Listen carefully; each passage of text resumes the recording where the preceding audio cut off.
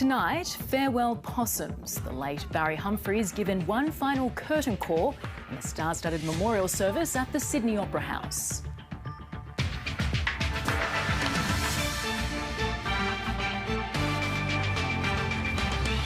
More hot and dry conditions on the way after a bushfire destroys homes in the Hunter. CCTV of an alleged gangland shooting released in the hopes of finding the gunman. The EU agrees to hold admission talks with Ukraine, while Vladimir Putin doubles down on his commitment to the war. And the new coach of Japan, Eddie Jones, issues a mea culpa to Wallabies fans.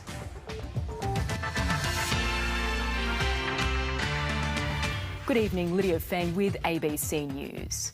It was a final farewell fit for a dame.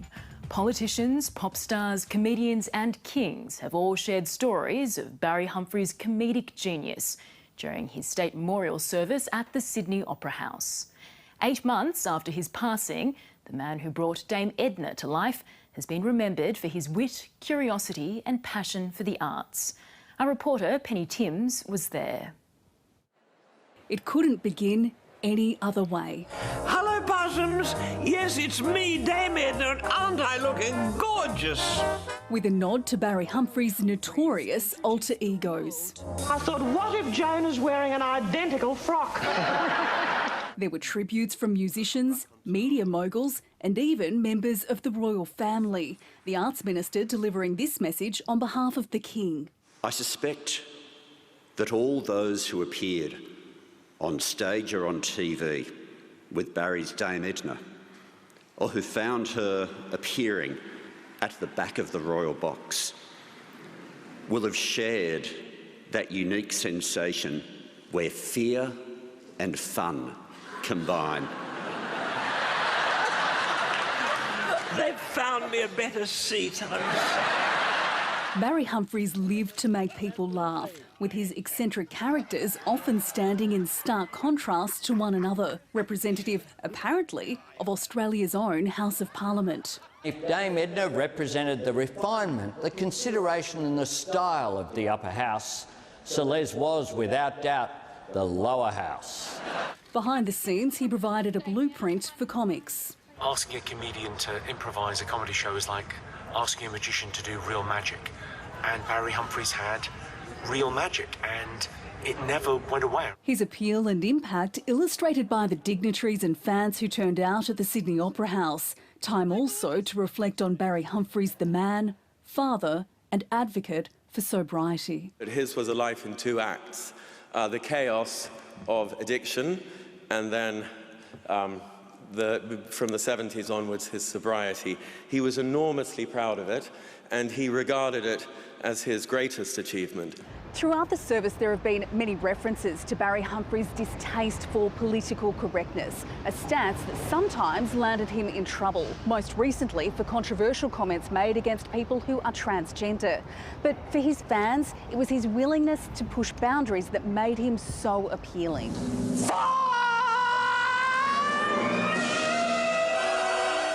Fittingly, his final curtain call garnered a standing ovation. He died in April, aged 89. At least 2 homes and a business have been destroyed in a fast-moving bushfire in the state's Hunter region. The fire started on Thursday afternoon, threatening several small towns.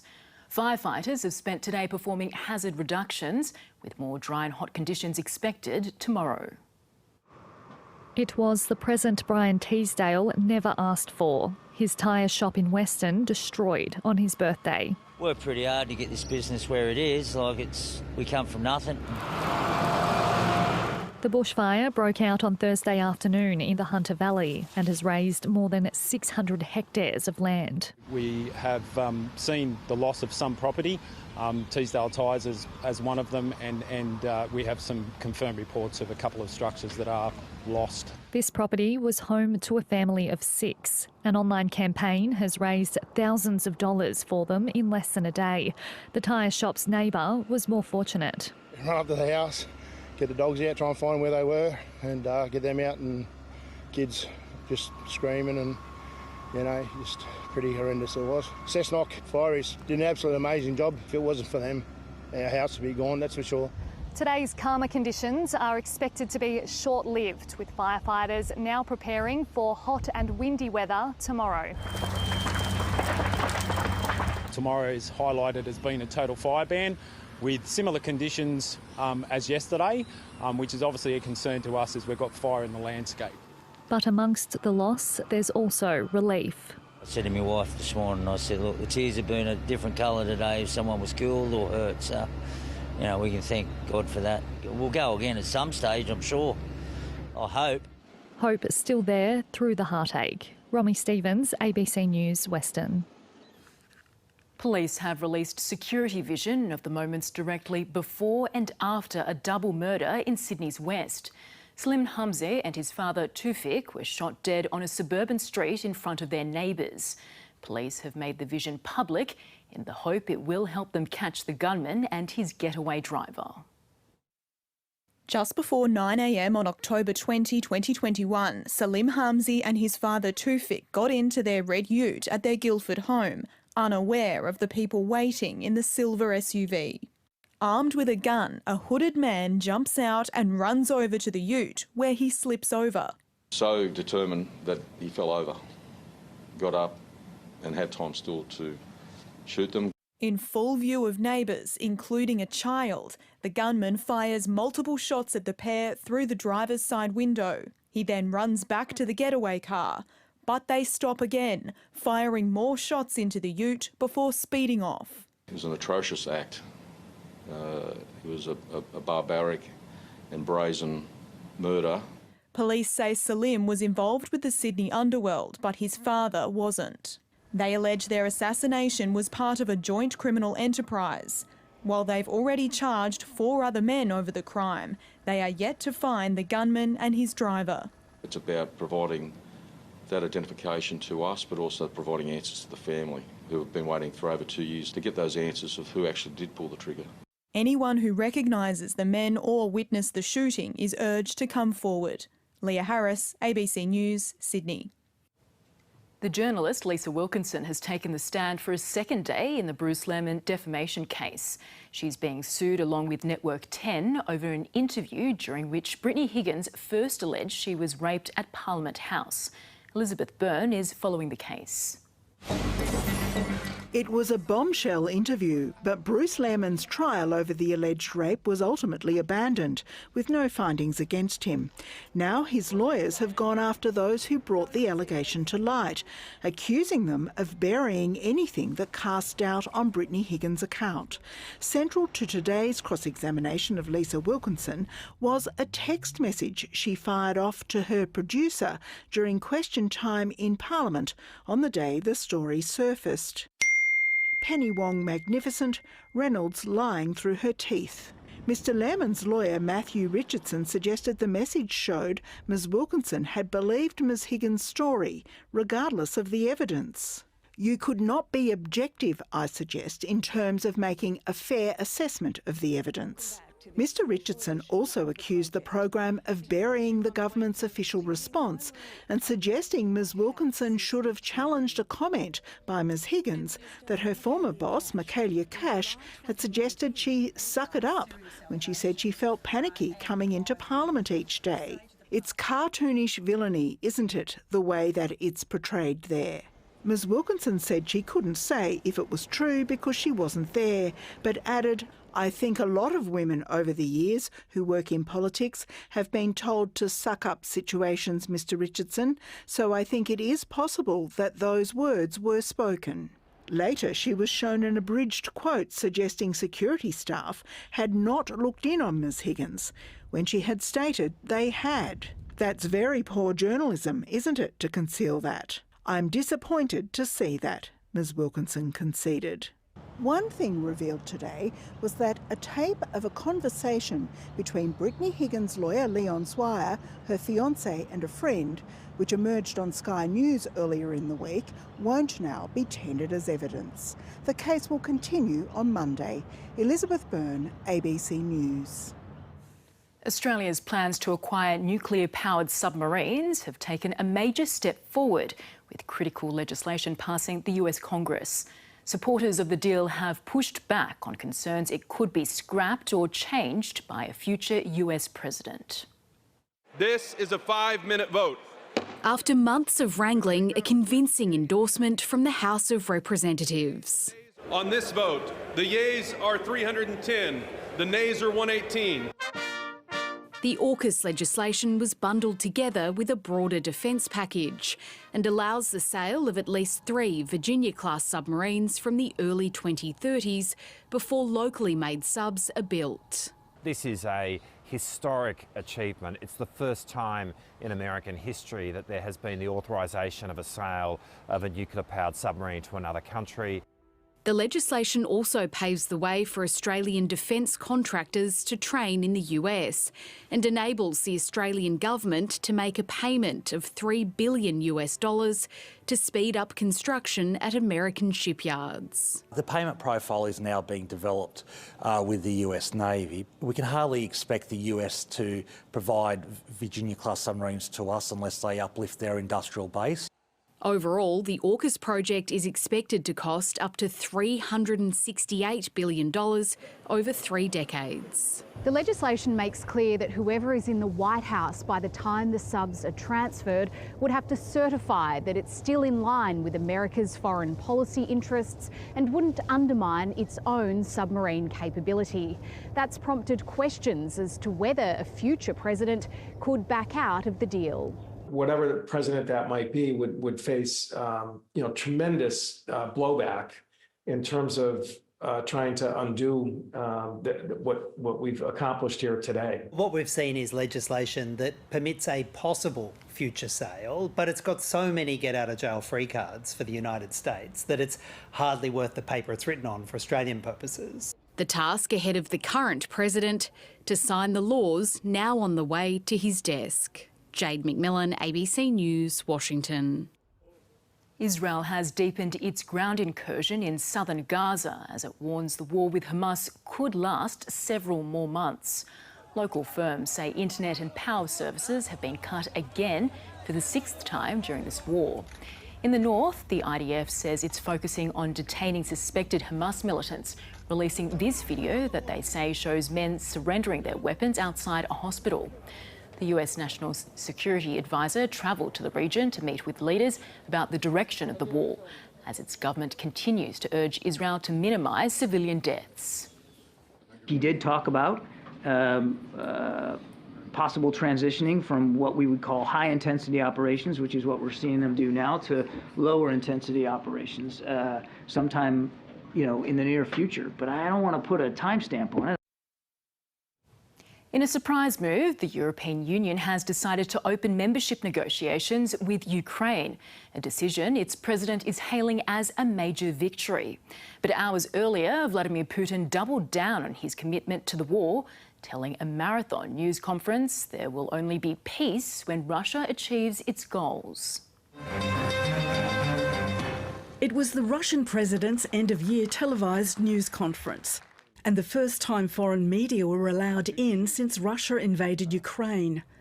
But it was a staged affair with no unscripted surprises, not even from a deep fake Putin saying hello. Vladimir Vladimirovich, здравствуйте. Well, I see you can look like me and talk in my voice, but I decided that only one person should look like me and talk in my voice, and that's going to be me. And the real Vladimir Putin vowed to press on with the war until Kiev capitulates. But in a breakthrough for Ukraine, agreement towards EU membership. To the people of Ukraine, we are on their side, and this decision made by the member states is extremely important for the credibility of the European Union. This is a truly remarkable result for Ukraine and for the whole of Europe. Another step towards Ukraine's full membership in the EU. Out on the bitterly cold battleground near Bakhmut, these Ukrainian fighters are holding the line against Russia. If there's no support from the Western countries, then it's going to get really bad. Russia will seize Ukraine, Then it will be the turn of the Baltic states and Poland. More weaponry and manpower can't come soon enough. We live in a very brutal time. Will this keep dragging on? Give us people, give us weapons, and this will be over very soon. There's no end in sight, but these battle-worn soldiers are digging in. Jenny Lavelle, ABC News. The most senior figures of the federal government have gathered in Melbourne today for the funeral of federal Labor MP Peter Murphy. The lifelong sports fan was farewelled in the Olympic Room at the MCG in front of family, friends and colleagues. Ms Murphy died earlier this month, aged 50, from breast cancer. Prime Minister Anthony Albanese was among dozens of political figures who attended, leading the tributes alongside her husband of more than 24 years, Rod Glover. Peter had been much sicker for much longer than she had let on. But she was adamant that she was living with cancer, not dying with cancer. We will keep the glow of Peter Murphy in our hearts. We will hold her inspiration and her example in our minds. More details have been revealed about the cashless gaming trial in New South Wales pubs and clubs. The number of machines involved has increased significantly, with cards and mobile phone apps already being put to the test. State Labor promised a trial of just 500 poker machines, but when pubs and hotels were invited to participate, the Independent Panel on Gaming Reform hit the jackpot, with around 6,000 offered up. There's an understanding within the industry that the community is generally moving to cashless anyway. About 4,500 machines in 28 venues across the state have been selected for the trial beginning early next year. Overseeing it is the state's former Liquor, Racing and Gaming Commissioner, Michael Foggo. As well as a cashless gaming card, smartphone apps will be tested. That app will allow you to limit the time on machines. It will allow you to limit the amount of money you spend, the days you spend, the hours you spend.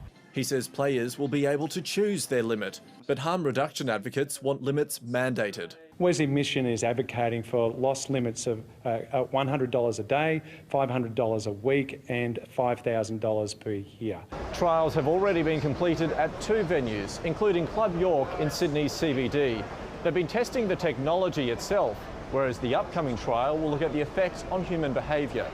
If the normal spend on a poker machine is X, when it goes cashless, what's the effect on that?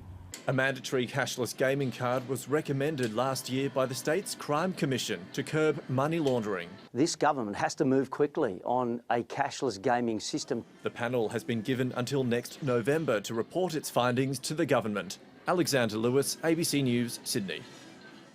The Therapeutic Goods Administration has issued a public safety warning over compounded diabetes medications being used for weight loss. An ABC investigation has uncovered pharmacies selling replica versions of Ozempic and Mounjaro that are being used for weight loss. The approved drugs are in short supply due to high demand, allowing compounding pharmacies to make their own versions. But the TGA says these products haven't been evaluated for safety or quality. Doctors are also worried. It is up to the regulators now to actually say this isn't acceptable. We need to ensure the safety of medications for patients and that what they are purchasing is safe, it works and it won't cause harm. Ex-tropical Cyclone Jasper continues to deliver heavy rain to far north Queensland, hampering clean-up efforts. Roads are flooded and power remains cut to thousands. But overall, there is a sense of relief that the damage wasn't much worse. Tourism officials, though, say the region has suffered a significant financial blow. The overwhelming force of nature escaping Barron Gorge. The aftermath of tropical cyclone Jasper still delivering a drenching. Flash flooding has cut roads, leaving thousands without power. Repair crews can't get through. No internet, no mobile. But luckily enough I bought a generator last weekend, so I've got the fridges running, so I haven't lost any food and I can make a cup of tea. In Mossman, unsuspecting locals who ventured out got stuck when rivers rose again. We come over at the wrong time before high tide. we thought we'd come and get some stuff from Woolies, but we just didn't quite time it right. While residents are grateful they avoided major damage, there is still a lot of work left to do. And with the amount of rain that's been pouring in the area, it's likely the clean-up won't be done for days. The Bureau says the system is continuing westward. It's expected to continue that way over the next 24 hours and possibly move into the Gulf at some stage early on Saturday. In Cairns, some businesses reopened to welcome tourists. We are used to this kind of weather in Japan. We have typhoon season, so it's okay. The first cruise ship docked today. It was a sort of race. The cyclone was coming and we were catching up with it, and that was a bit ominous. We've been prisoners on the ship for 2.5 days. I need some exercise. Tourism has lost 10% of school holiday traffic. Across the region, we've seen cancellations and lost bookings for a total of about $60 million worth of lost visitor expenditure. But in true Far North Queensland fashion, locals always find a silver lining. We've got plenty of cold beer in the fridge. Toby Jers-Lewis, ABC News, Mossman. And to finance now, US interest rates have likely peaked, leading to an outbreak of calm. Here's Daniel Ziffer. We've got war in the Middle East, a heating climate, superpowers butting heads. You'd think the stock markets would be freaking out. The volatility index essentially measures how up and down traders think the US markets will be. Predictions of volatility are lower now than they were before COVID first hit. So either good, stable times are here, or we just got better at dealing with chaos. Maybe both. The Dow Jones index just hit a record high. It tracks the fortunes of 30 mega companies like McDonald's, Nike, Apple and Boeing. And the stock market is not the economy, but it is an indicator. And that optimism about the potential end of rising interest rates might spread after the US did it this week and the European and UK central banks left rates on hold overnight. The Aussie dollar didn't move much today after yesterday's big bump. And with iron ore at nearly $135 a tonne, our economy continues to be powered by magic rocks people can turn into steel.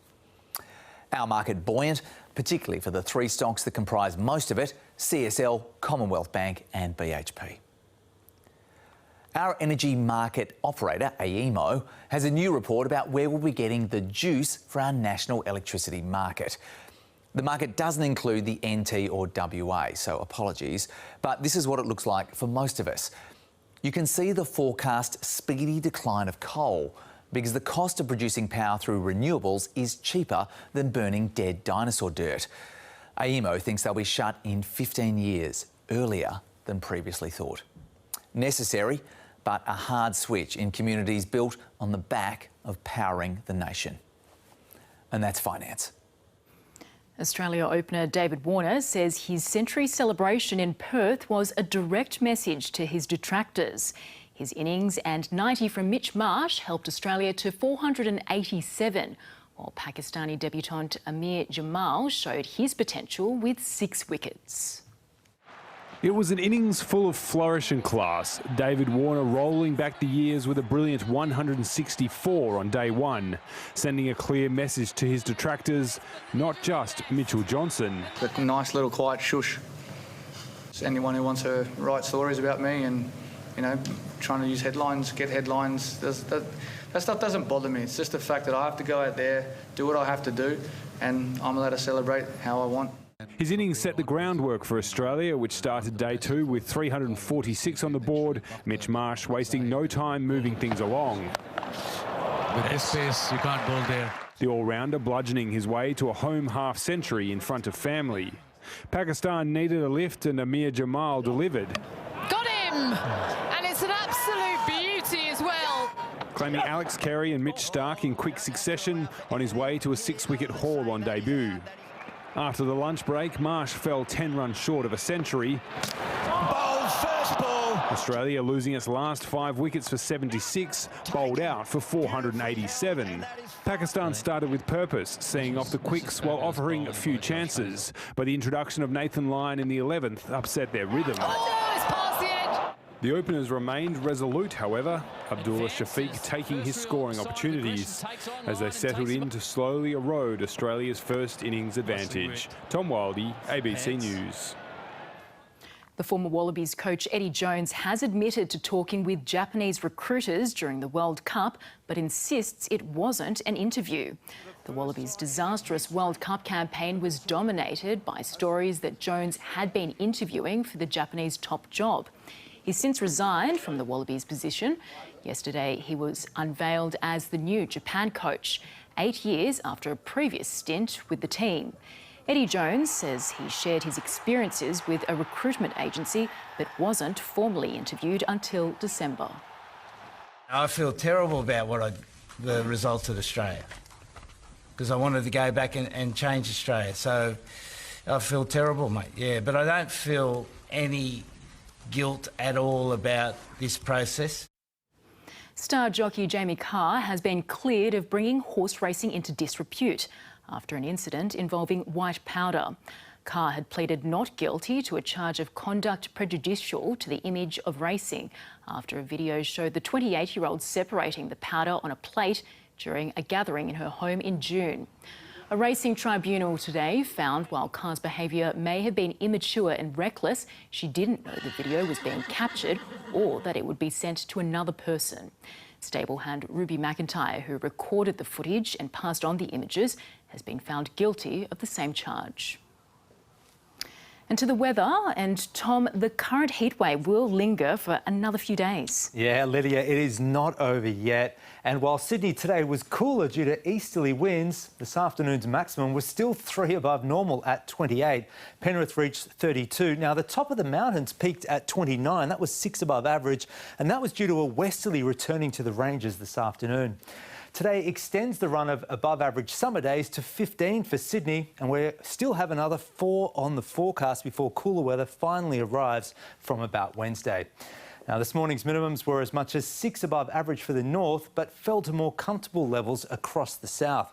The maximums today were as much as 8 above normal for the north and closer to average elsewhere. Now, the heat helped to generate some nasty storms this afternoon. Barraba was drenched by 39 millimetres in just 1 hour. Those storms have eased in the last hour, though. On the satellite, ex-tropical cyclone Jasper is still producing heavy rain over North Queensland. Cairns has now received more than 300 millimetres this week. On the chart tomorrow, following another hot day, this trough will then bring the next cool change. Now, around the country, heavy rain continues for Cairns and a severe storm is possible in Brisbane.